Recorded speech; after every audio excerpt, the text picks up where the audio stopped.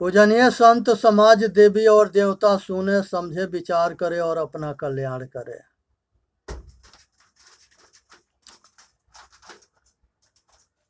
संसार के अंदर जो है पराशर ऋषि जो है बहुत ऊंच कोट के ऋषि थे।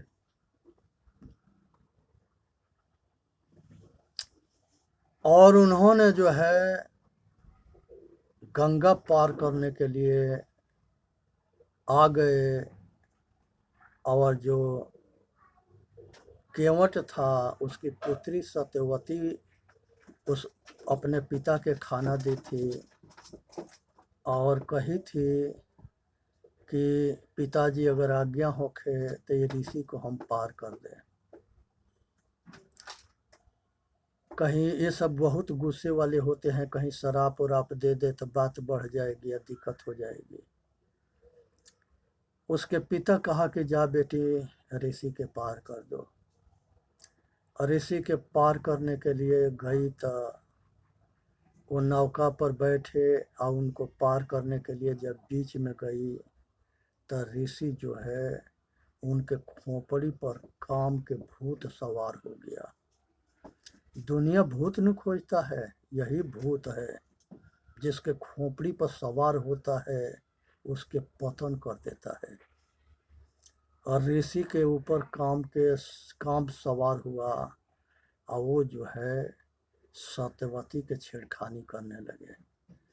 सत्यवती कहे कि दोनों साइड में किनारे के लोग देख रहे हैं, ये मर्यादा के खिलाफ है ऋषिराज। फिर उसने कुहासा बनाए और अपने भूत के आय अपने गर्मी के आय अपना कामना वासना के आके बुझा लिए। बोझने के बाद से शांत हुए। सत्यवती कही कि ये बालक के नाम क्या देंगे। पराशर ऋषि अपने आश्रम के बता दिए कि इसी गंगा के उस पार हमारा आश्रम है, जब ये बच्चा पैदा होगा तो इसी रेत पर पैदा करके हमारे आश्रम में छोड़ देना। सत्यवती वो बालक के पैदा करके और वहाँ ले जा करके छोड़ दी पराशर ऋषि के आश्रम पर। वही वेद व्यास हुए। वेद व्यास के लड़का सनत कुमार हुए और सनत कुमार जो है वही जो है सुखदेव जी हुए। वेद व्यास के लड़का सुखदेव जी हुए। वो राजा जनक यहाँ जाके शिक्षा लिए थे और उसके बाद जो है राजा परीक्षित के उपदेश दिए थे। तो इस तरह से जो वेद व्यास कहते हैं कि वेद व्यास जो है वेद के शास्त्र के उपनिषद के सबके रचना किए, ऐसा नहीं है। व्यास जब पैदा नहीं हुए थे उसके पहले वेद शास्त्र सब कुछ था। ये सब कुछ उसके पहले था। वेद के रचना हमारे ऋषियों ने किया है। अंगिरा ऋषि है, गौतम ऋषि है, भरद्वाज ऋषि है, ये वशिष्ठ ऋषि है, विश्वामित्र ऋषि है। ये सब ऋषियों के ऊपर ये ऋषियों के विचार की डायरी वेद है।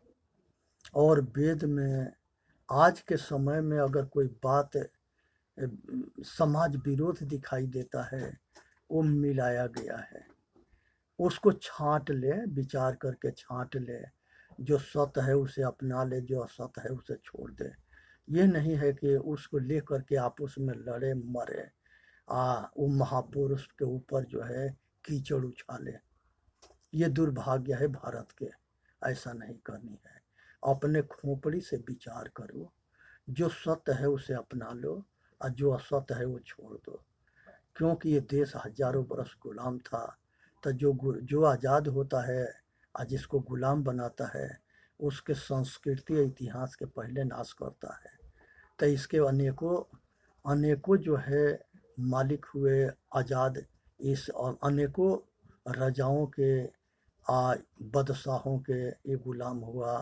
तो सभी ने इतिहास पर हमारे भारत के संस्कृति पर घात किया, प्रतिघात किया, इसके विनाश किया, बर्बाद किया, अच्छे ले गए, नकली बना के रख गए।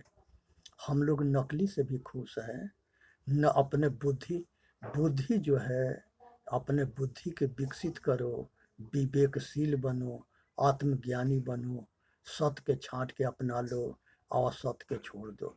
हमारे सारे महापुरुष इसी के उपदेश देते रहे और यही बात बताते रहे। इसलिए संसार में सुखदेव जी एक ऐसा ऋषि थे कि 12 वर्ष की अवस्था में 88,000 ऋषि को प्रयागराज में उपदेश दे रहे थे।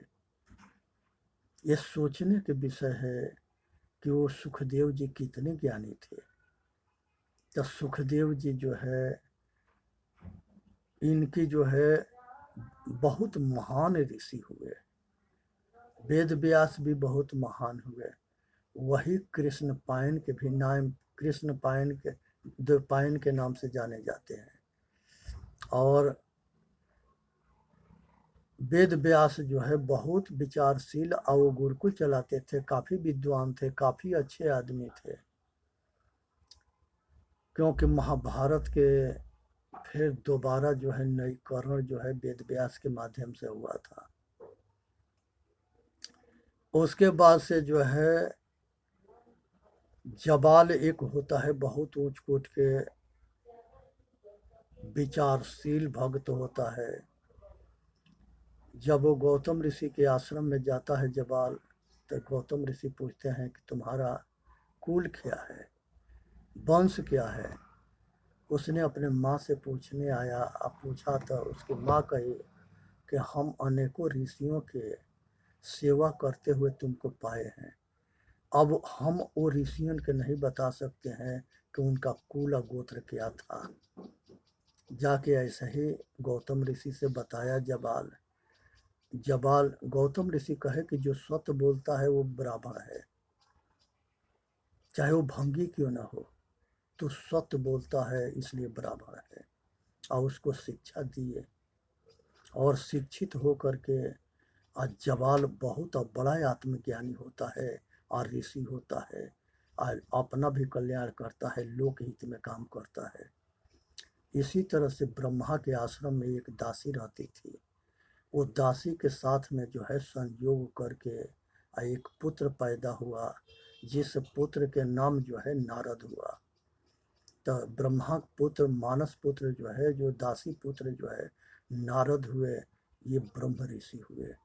ये भगवान के वो अवतार भी माने जाते हैं। तो यहाँ पर वो दासी से ये पुत्र पैदा हुए। इसी तरह से मित्र वरुण से एक ही आदमी के नाम है मित्र वरुण, जो रावण के बड़ा भाई था और देवताओं के संग रहते थे। और उर्वशी के साथ संयोग से वशिष्ठ और अगस्त पैदा हुए। इनके माता पिता उर्वशी है और उधर जो है मित्र वरुण है। लेकिन कहीं से कोई पैदा हो तो जन्म से वो जो है छोटा बड़ा नहीं होता है, वो कर्म से महान होता है, इतिहास रखता है। उर्वशी एक नाचने वाली थी, मेनका नाचने वाली थी। ये सभी देवताओं के साथ में ये संयोग कर लेती थी, ऋषियों के साथ में संयोग कर लेती थी। तो इसलिए ये सबको जो है कुछ लोग बेश्या कहते थे। तो ये जो है इंद्र के सभा में मनोरंजन कराती थी सब। तो इसलिए जो है, लेकिन अगस्त ऋषि अब विश्वामित्र वशिष्ठ ऋषि ये राम के कुल गुरु थे। अगस्त ऋषि बहुत महान ऋषि थे, जो जिनके आश्रम पर भगवान राम वनवास के टाइम में गए थे। अगस्त ऋषि बहुत अस्त्र शस्त्र दिए थे राम के। इसी तरह से अत्रि ऋषि थे, उनके जो है सती अनसुईया पत्नी थी। अब माता सती अनसुईया जो है मनु महाराज के पुत्री थी। यही सती अनसुईया के बहन कपिल जी की माँ थी देहूती। ये 3 बहन थी। एक राजा दक्ष से ब्याही गई थी, एक जो है इधर जो है अत्रि ऋषि से ब्याही गई थी, और एक जो है कपिल की माँ थी, जो सांख्य दर्शन के रचयिता थे। कई हजार वर्ष पहले सांख्य दर्शन के रचना जिस समय भगवान कपिल ने किया था, वो भगवान कपिल जो है वो भी भगवान के अवतार है, लेकिन उनके उपदेश के ये नहीं माने सब। जड़ चेतन के उन्होंने अलग अलग ज्ञान दिए थे, लेकिन ये सब खिचड़ी बनाने में रहे और सत्य के दबाने में रहे और सत्य के फैलाने में रहे और लोग के मूर्ख बनाने में रहे। फूट डालो, राज करो, मूर्ख बनाओ, पैसा कमाओ। जो आत्मज्ञान के प्रचार प्रसार करता था उसी को ये भगवान बनाते थे और उसके मुंह में ताला लगाते थे और कहते थे कि हम दुनिया के आपको पुजवा देंगे, आप जो है हमारे धंधा पर प्रहार मत करो। यही बात महर्षि दयानंद सरस्वती कितने बार बनारस में ललकारते रहे ये पंडितन के, पाखंडियन के। दयानंद सरस्वती खुद जो है वो पंडित थे, लेकिन ज्ञान होने के बाद पक्षपात मिट जाता है। जैसे हमारे गुरु जी जो है शुक्ला परिवार से थे, पंडित थे, लेकिन जब उपदेश देते थे तो सत्य के उपदेश देते थे। इसी तरह से जो है हमारे जितने महापुरुष हुए, जो ज्ञानी हुए, वो पक्षपात से रहित हुए, निष्पक्ष हुए, और जो अज्ञानी हुए वो पक्षपाती हुए। आज झगड़ा यही दोनों के हुआ। पक्षपाती विश्वास मार्ग को बल देने लगे और ज्ञान मार्गी जो है ये जो है ज्ञान मार्ग जो है ये ज्ञान मार्ग और विश्वास मार्ग, पक्षपात और निष्पक्षपात, ये दोनों के झगड़ा हुआ। इसी में बहुत बड़े बड़े नरसंहार हुए। यही नरसंहार जो है ये भारत के बड़ी बड़ी विचित्र निर्दोष लोग मारे गए। तो इसलिए जो है द्रोणाचार्य जो है गुरुकुल चलाते थे और वो कृपाचार्य के बहनोई थे। और द्रोणाचार्य जो है एकलव्य गया पढ़ने के लिए, तो ये छोटे में के था, तो इसके जो है द्रोणाचार्य मने कर दिए थे। लेकिन द्रोणाचार्य एकलव्य जो है जिज्ञासु था, अभ्यास करके और इतने बड़ा धनुषधर बना कि जो अर्जुन को पछाड़ दिया। क्योंकि द्रोणाचार्य के ये सपना था कि दुनिया में अर्जुन के जैसे धनुषधारी कोई नहीं बनेगा। तो उसने जो है उनका एक कुत्ता था, आज जंगल में भ्रमण कर रहे थे, एकलव्य ने वो कुत्ता के मुंह जो है बाण से बंद कर दिया और वो मुंह भौंकना उसके बंद हो गया। जब बाण से बंद किया, भौंकना बंद हुआ, ये दृश्य देख के द्रोणाचार्य दम रह गए। कौन ऐसा धनुषधर है कि कुत्ता के मुंह बंद कर दिया और घायल भी ना हुआ, मरा भी नहीं। फिर एकलव्य आया, उसे पूछे कि ये बताओ कि तुम्हारा गुरु कौन है।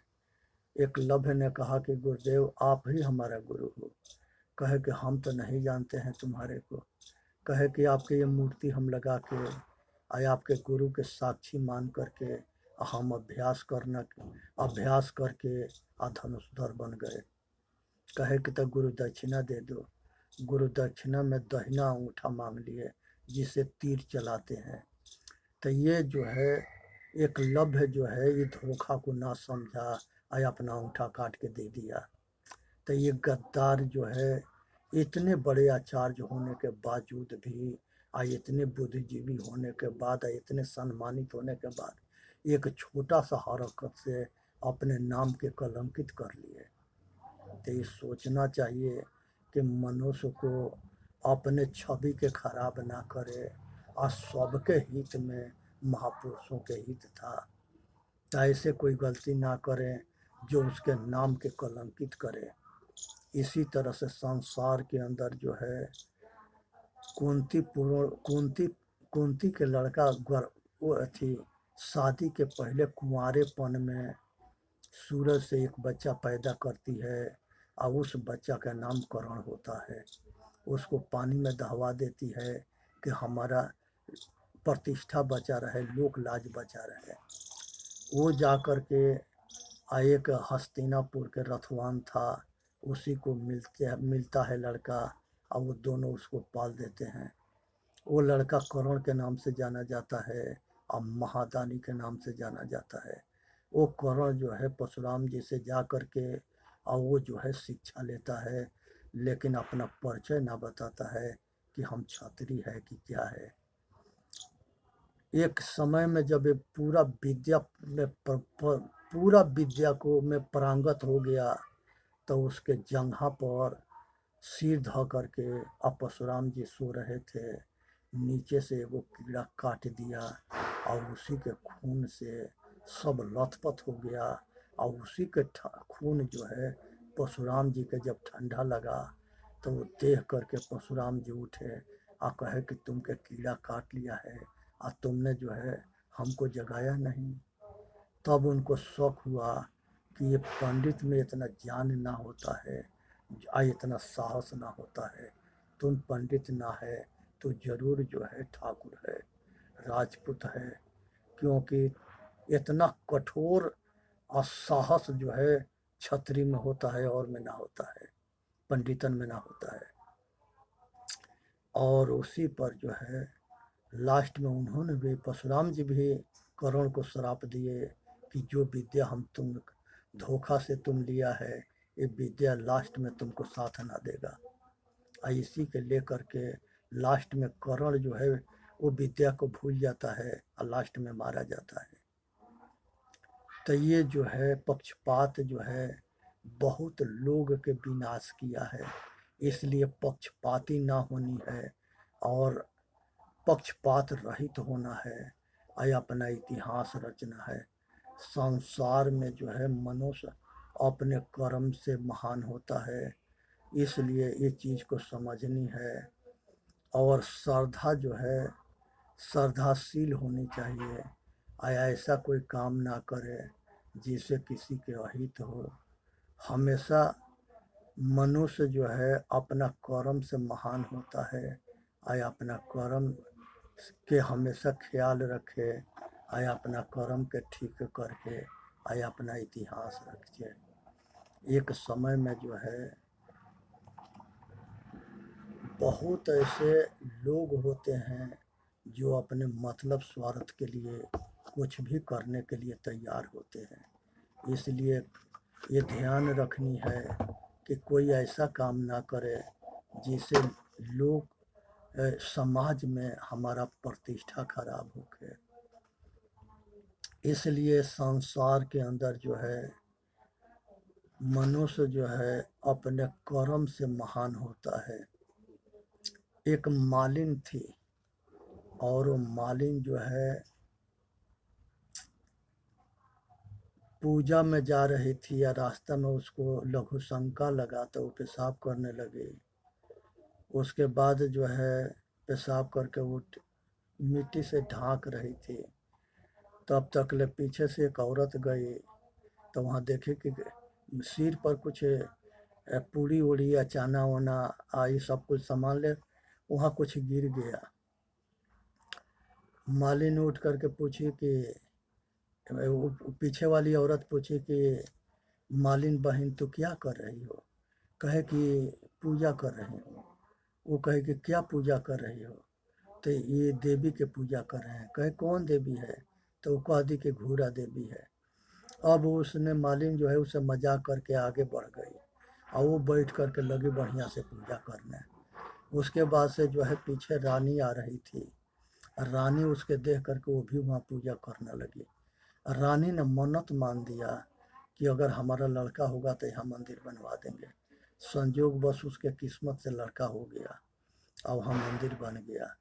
अब वो राजधर्म हो गया, राजा के आदेश हो गया कि ये घूरा देवी के सभी घर के प्रतिदिन जो बात बदल बदल के सब घर के लोग आके पूजा करेंगे। राजा भी जाके पूजा किया। मालिनी के नंबर आया तो मालिनी मने कर दी। मालिन जब मने करी तो राजा कहा कि ये बताओ कि जब दुनिया पूजा करता है तो तू क्यों ना पूजा करेगी? कहे कि वो जो देवता है उसको हम ही पैदा किए हैं। कहे कि तू कैसे पैदा कर दे? तो वो पूरा इतिहास कह के राजा को सुना दिया। और राजा भी अपना माथा टेके आया था। का राजा विचार किया कि वास्तव में हम लोग तनिए सा मूर्ख ना है, बहुत बड़ा मूर्ख है। ये भेड़ चाल है। आप भेड़ बनने के या बकरी बनने के या गधा बनने के या ढोर बनने के या पशु बनने के, यहाँ पर जो है ये चतुर आदमी जो है मूर्ख बनाते रहे। आज जो अज्ञानी थे वो मूर्ख बनते रहे। आज जो है ऐसा आज के समय में इतने विकसित युग है, आज इतने विकसित युग में भी अज्ञानियों की कमी ना है। लोग मूर्ख बनाने में कसर ना छोड़ते हैं। बहुत दावा करते हैं कि हम दुनिया के सब कुछ बताते हैं। तो वो जो दावा करता है कि हम सब कुछ बताते हैं, वो ये को नहीं बता देता कि ये जितने जो है ये संसार के जितने जो है वस्तु जमीन के अंदर खान है वो कहाँ कहाँ है, ये क्यों नहीं बताता? खाली मूर्ख बनाएगा। तो इसलिए सावधान रहनी है, किसी के बहकावा में ना आना है। दुनिया में कोई नहीं है जो ये चीज़ को समझे। यहाँ पर एक पंडित परिवार था। वो पंडित परिवार गरीबी से, एक परिवार, उस पंडित के 9 लड़के थे और कुछ लड़कियां थी। तो अब वो सारे वो जो है भीख मांग करके गुजर बसर करते थे, परेशान हो गए। तब उसके एक आदमी, चतुर आदमी ने उसके एक उपाय सुझाया कि तुम्हारे खेत में थोड़ा सा खेत है, जंगल में है, वो खेत के नीचे एक बोरी चाना जो है रख दो और उसी में जो है साइड से ऊपर से घास फूस लगा दो और दूसरे साइड से वो पाइप निकाल देना कुछ दूर हट करके जो अलोता होके, और वहाँ से जब घास फूस जम जाएगा तो उसमें जो है पानी से भर देना। तो जब चाना फूलेगा तो वो चाना के ऊपर एगो शिवलिंग रख देना जो जमीन से मात्र 2 इंची नीचे रहे। और घास फूस जब जम जाएगा तो उसके बाद जब चाना में पानी डालोगे और चाना फूलेगा तो वो शिवलिंग ऊपर होगा। तो उसमें चारों ओर प्रचार कर देना कि शंकर भगवान प्रकट हो गए। और दुनिया जो है वहाँ चढ़ावा चढ़ाएगा और वो चढ़ावा से तुम करोड़पति हो जाओगे। और वही वो काम किया। चाना एक बोरी नीचे खड़ा करके रख दिया, उसमें जो है पानी के रास्ता बाहर दूर बना दिया। आज जब घास फूस जग गए तो उसमें बाहर से उसने पानी भर दिया। और जब चाना फूले तो शिवलिंग बाहर ऊपर निकला 3-4 इंची। तो वो चारों ओर हल्ला मच गया। तो जमीन वो पंडित के था तो वो मंदिर पंडित के बना। और वो सारे लड़के उसी से कमा करके आए अपना गुजर बसर करना शुरू किए और सब करोड़पति हो गए। तो ये बहुत बड़ा धंधा है, मूर्ख बना करके लोग के लूटे। क्योंकि अनाड़ी ऐसा ही धंधा करते हैं। इसी का नाम विश्वास मार्ग है। ज्ञानी रोशनी फैलाता है ज्ञान के, और अज्ञानी अंधकार फैलाता है अज्ञान के। ये दोनों में यही अंतर पड़ता है। अब यहाँ पर जो है दोनों बड़ी जबरदस्त पार्टी बना लिए। विश्वास मार्गी और ज्ञान मार्गी दोनों एक दूसरे के दुश्मन बन गए। जो बलवान पड़ता था विश्वास मार्गियों के साथ धोखा करके मार डालता था। आप विश्वास मार्गी अगर मजबूत पड़ते थे वो ज्ञान मार्गियों के धोखा दे के मार देते थे। जैसे देवता जो है वो ज्ञान मार्गी थे और राक्षस जो है विश्वास मार्गी थे। ये दोनों एक दूसरे के धोखा देते थे और जो बलवान पड़ता था तो वो दूसरे के मारते थे। ये लड़ाई नई लड़ाई नहीं है, बहुत पुरानी लड़ाई है। और ये लड़ाई पीछे था, आज है, आगे भी रहेगा। और ये लड़ाई को लड़ना पड़ेगा। बिना लड़े ये राक्षस जो है छोड़ने वाले नहीं हैं, इसलिए समझ बूझ करके आय अपना कल्याण करनी है और इसी में मानव जाति के हित है। इसलिए जो है ये ध्यान में रखना है कि भरम में ना पड़ना है और ना किसी पाखंड में पड़ना है। एक कबूतर था, एक कबूतरी थी, और कबूतर जो है कबूतरी से बहुत प्रेम करता था। दोनों एक पेड़ पर बच्चा दिए और वो बच्चे थोड़ा सा चलने फिरने लगे। बहेलिया जाल लगाया था और उसके जाल में उसके बच्चे फंस गए। फंसने के बाद से वो बहेलिया जो है निर्दयी था, वो बच्चों के पकड़ करके और वो अब मार करके अपने बाल बच्चा को खिला देगा या जंगल शहर में ले जाके बेच देगा। फिर भी कबूतरी देखी कि हमारे बच्चे इसके जाल में फंस गए बहेलिया के, तो उसने कूद के अपना जान दे दी। तो वो बहेलिया जो है उस जो है कबूतरी के भी पकड़ लिया। अब उसी हिसाब से जब कबूतर देखा कि जब बच्चे और कबूतरी दोनों पकड़े गए तो हम रह के क्या करेंगे, उसने भी उसके मुंह में आप वहाँ कूद गया और उस सगरिन के पकड़ के ले जा करके अब मार के खा गया। तो इसलिए ये मोह जो है मनुष्य के दुख के कारण है। इसलिए इस मोह से बचने के उपाय सोचने चाहिए। यही मोह जो है वो जंजीर है, जिस जंजीर को बंधन कहते हैं। कोई रस्सी में आदमी नहीं बंधता है, मोह में बंधता है। अब मोह में इतने प्रबल बंधता है कि उसमें अपना जान तक ले दे देता है।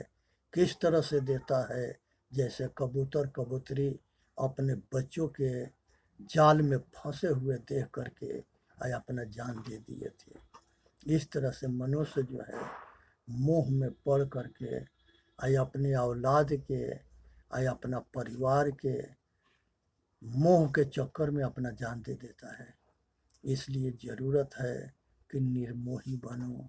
और मोह जो है ये जो है आसुरी संपदा के राजा है। मोह जो है आसुरी संपदा के राजा है और दैवी संपदा के राजा विवेक है। और इसके जो है आसुरी संपदा के जो मोह है उसके 5 पुत्र है। उसके पुत्रों के नाम है काम है, क्रोध है, मद है, लोभ है, अहंकार है, कामना है, वासना है, राग है, द्वेष है। ये सब जो है मोह राजा के लड़के हैं। और इसकी पत्नी जो है वो जो है माया है, कामनी है, वासना है। और ये सब जो है आसुरी संपदा के सेना है, सेनापति है। दैवी संपदा के राजा विवेक होता है और दैवी संपदा के जो है सेना जो है सत्य है, दया है, धैर्य है, विचार है, विवेक है, शील है और वैराग है, साधन है। ये सब जो है दैवी संपदा के सेना है, जो एक पतन के तरफ ले जाता है और एक जो है कल्याण के तरफ ले जाता है। इसलिए चेतन जीव दुख मुक्त चैनल पर आके अपना कल्याण करे और वीडियो के सब्सक्राइब करे और लाइक करे। बोलिए सतगुरुदेव की जय। साहेब बंदगी, साहेब बंदगी, साहेब बंदगी।